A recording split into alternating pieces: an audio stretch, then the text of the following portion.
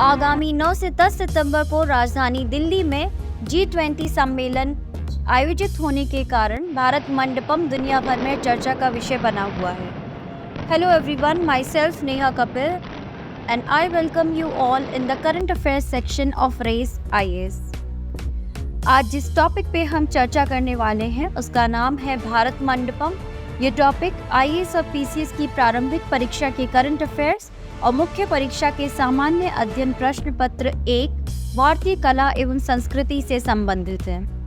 भारत मंडपम नई दिल्ली के प्रगति मैदान में नवनिर्मित अंतर्राष्ट्रीय प्रदर्शनी सह सम्मेलन केंद्र परिसर है, जहां 9 से 10 सितंबर 2023 को भारत G20 सम्मेलन की अध्यक्षता करेगा।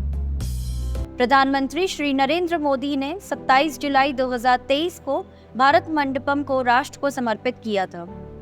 भारत मंडपम को बनाने की प्रेरणा 12वीं शताब्दी के भगवान बसवेश्वर के अनुभव मंडपम से ली गई है। यह कन्वेंशन सेंटर विदेश मंत्रालय के दिशा निर्देशों के तहत देश की जनता के लिए खुला रहेगा। लगभग 2700 करोड़ रुपए की लागत से निर्मित यह कन्वेंशन सेंटर वर्तमान में एक राष्ट्रीय परियोजना के रूप में कार्य करता है।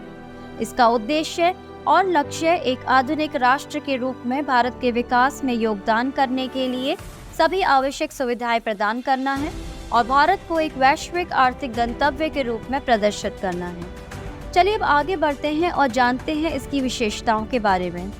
भारत मंडपम कन्वेंशन सेंटर के वास्तुशिल्प डिजाइन में भारत की पारंपरिक कला और संस्कृति के तत्व शामिल हैं, जो देश की समृद्ध विरासत और आधुनिक उपलब्धियों का प्रतिनिधित्व करते हैं। कन्वेंशन सेंटर का वास्तुशिल्प डिजाइन शंख के आकार से प्रेरित है और इसके अग्रभाग भारत की पारंपरिक कला और संस्कृति के विभिन्न तत्वों को दर्शाते हैं। प्रतीकात्मक प्रस्तुतियों में सौर ऊर्जा के दोहन में भारत के प्रयासों के लिए सूर्य शक्ति, अंतरिक्ष में उपलब्धियों का जश्न मनाते हुए इसरो के लिए शून्य और ब्रह्मांड के निर्माण खंडों का प्रतिनिधित्व करने वाले 5 महाभूत आकाश, वायु, अग्नि शामिल हैं। भारत मंडपम में 7000 लोगों की संयुक्त बैठने की क्षमता वाला एक शानदार बहुउद्देशीय हॉल और पूर्ण हॉल है, जो ऑस्ट्रेलिया के सिडनी ओपेरा हाउस की बैठने की क्षमता से भी अधिक है। इस कन्वेंशन सेंटर में 3000 लोगों के बैठने की सुविधा वाला एक शानदार एम्फी थिएटर भी है। इस केंद्र के परिसर की दीवारें और अग्रभाग भारत के विभिन्न क्षेत्रों के चित्रों और जनजातीय कला रूपों से सजे हुए हैं।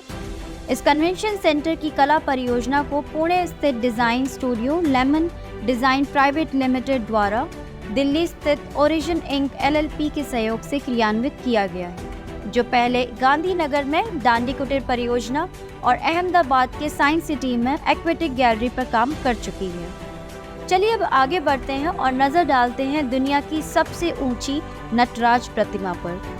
भारत मंडपम परिसर में लॉस्ट वैक्स तकनीक द्वारा अष्टधातु से बनी दुनिया की सबसे ऊंची नटराज प्रतिमा स्थापित की गई है।